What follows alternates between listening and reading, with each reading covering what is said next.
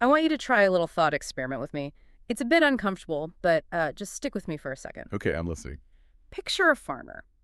He's got this prize herd of cattle. He loves these animals, feeds them the best grass, shelters them from storms, keeps the wolves away. Right. He might even have names for a few of them.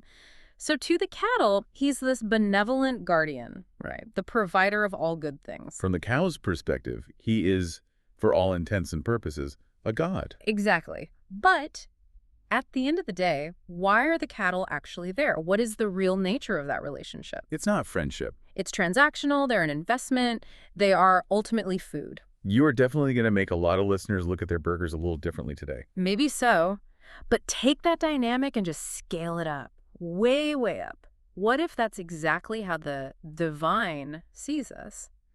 What if the entities that humans have prayed to for thousands of years, for rain, for protection, for enlightenment, what if they look at us the way that farmer looks at a calf? Not with malice, you're saying, but with... Yeah. With appetite. That is a terrifying reframe. Yeah. I mean, you're essentially taking the God is love script, which is the bedrock of most modern spirituality, and flipping it to God is hungry. And that is the cliff we are walking right off of today. We're looking at a transcript from a video by a man named Osman. He calls himself a blind Muslim yogi. And before you scroll past thinking this is just some random internet conspiracy, we really need to look at who this guy claims he is. Right. This isn't just a guy recording in his basement. Osman says he's a master bioenergy healer with 50 years of experience in yoga and Qigong. And for those who might not know, what exactly is Qigong in this context? Well, Qigong is an ancient Chinese system. It involves, coordinated posture, movement, breathing, meditation. It's used for health, for spirituality, even martial arts. So he's claiming a massive amount of cross-cultural esoteric knowledge. Oh, yeah. He says he has students in over 100 countries and that he specializes in telepathic healing. So he's deeply, deeply embedded in this world, an insider. And his central argument in the source material is that we have fundamentally misunderstood the nature of the entities we worship.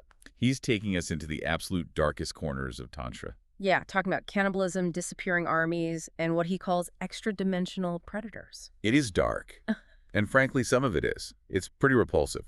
So we need to pause here for a really serious disclaimer. The content warning light is flashing bright red today. Yeah, if you're eating lunch, maybe pause this for later. The source material discusses rumors of infanticide, cannibalism, and extreme supernatural violence. Now, our job here is to analyze Osman's arguments and the lore he's citing. Right.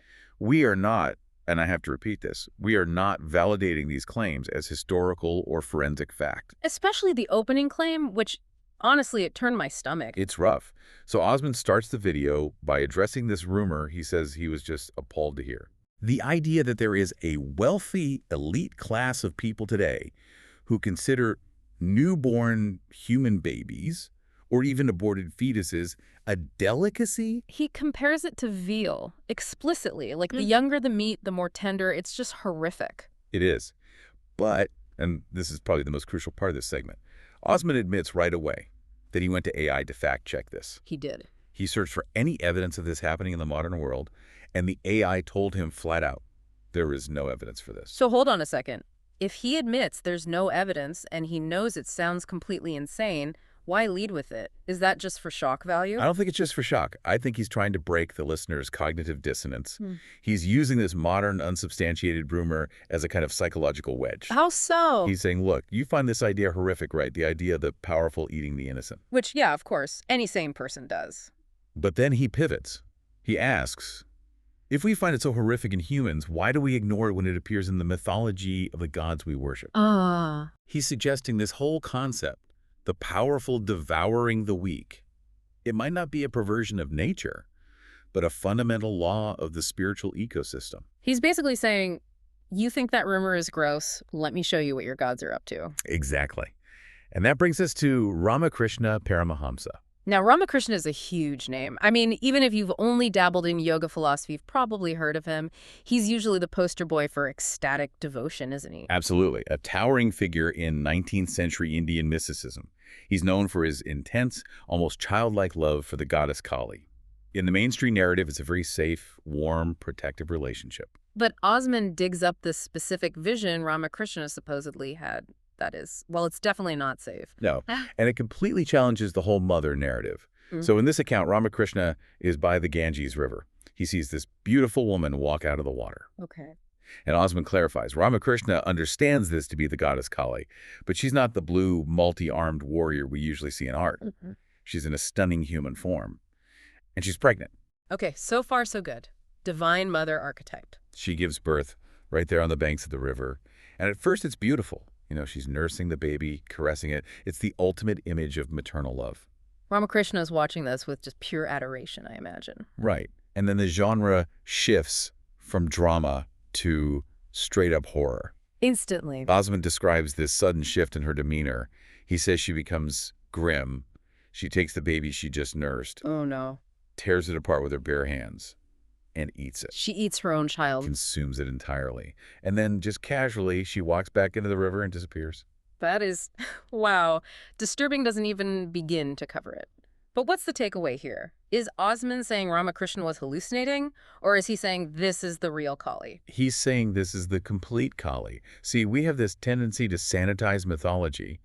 We like the creator part. We're okay with the destroyer part as long as it's abstract. Right, like, oh, she destroys my ego. Exactly. But Osman is pointing to this vision and saying, no, Ramakrishna saw the biological reality of these entities. They create, they nurture, and then they consume. It reminds me of those nature documentaries, you know, where a lioness plays with her cubs and then 5 minutes later goes and just rips a gazelle apart. It's primal. But we don't expect God to act like a wild animal. We expect morality from them. We expect human ethics. Osman is arguing these entities operate on biology, not our morality. And this leads right into his definitions. Because he really doesn't like the word God. He thinks it's misleading. He avoids it completely. He prefers divas, which is the Sanskrit term, but he redefines it for a modern audience. He calls them extra-dimensional entities. Extra-dimensional. That sounds more like science fiction than theology. It's a very specific distinction. A God, you know, that implies an omnipotent creator of the universe who cares about your specific life. Right. An extra-dimensional entity implies a hierarchy of beings. He says they operate at a very high frequency. And we hear high frequency a lot in New Age circles. Usually it just means good vibes, you know, raise your vibration. Right, but Osman uses it more physically. Think of a dog whistle. It's a frequency we can't hear, but it's physically real. He's saying these beings exist in a layer of reality just above ours. And because they are higher, they view us the way we view things lower than us. The ant perspective. Exactly. He says to them, Earth is just a little speck. And humans, we are just a species. We're biomass. That's a humbling thought. He asks, what is a human to them? And the answer isn't a beloved child. It's energy. Think about that cow analogy again. Yeah. You don't hate the cow. You might just think the cow is cute. But you need protein. Right. Osman is suggesting that the love a devotee feels from a deity might just be the farmer petting the cow before the slaughter. The affection is real, but the outcome is fatal. This really changes how you look at the statues in a yoga studio. I mean, the iconography of Kali or Chinnamasta, another tantric goddess, it's already pretty intense. It is visceral. Kali is almost always shown wearing a garland of severed heads, usually 50 of them. And when you ask a yoga teacher about that, they always have a very poetic explanation. Oh, those are the heads of demons, or that represents the ego she has severed to liberate you. That's the standard apologetic view. It turns the horror into a nice, neat metaphor. It makes it safe. But Osman just applies Occam's razor. The simplest explanation. He looks at Ramakrishna's vision, he looks at the human as animal theory, and he just asks, why couldn't they be human skulls? It's such a simple question, but it's absolutely chilling. It is. He's asking us to take the image literally.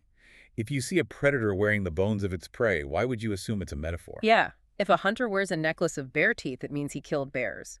If a goddess wears a necklace of human heads. Point taken. It moves the conversation from symbolism to forensics. And speaking of forensics, this brings us to the wildest part of the transcript, the missing army. This part, I mean, it felt like I was listening to a script for the X-Files. Or a horror movie. So Osman sets the scene. British India, the colonial era. He describes a British Army division heading to a town in northern India.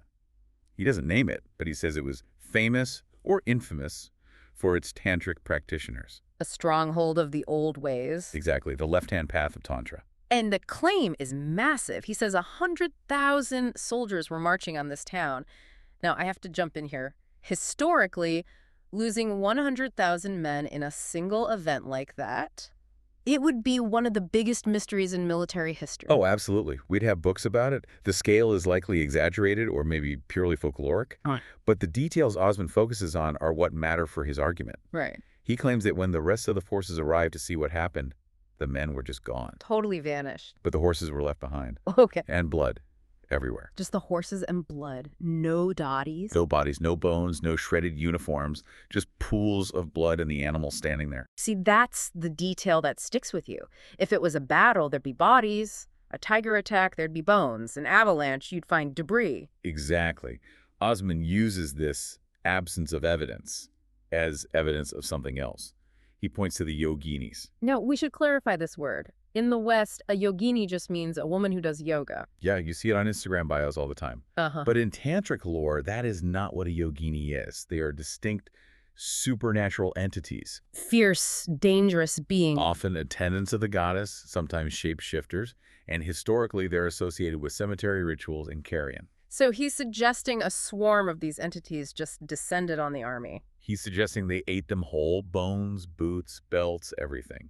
He treats the absence of physical remains not as a lack of evidence, but as proof of supernatural consumption. So the town was never invaded again because the British were just too terrified. It's a classic keep-out story. But look at how Osman frames it. He doesn't say the British were scared of superstitions. He implies the British realized they were now part of the food chain. It's interesting because he blends this skepticism, like checking the AI for the modern rumors, with this absolute unwavering belief in the supernatural power of Tantra.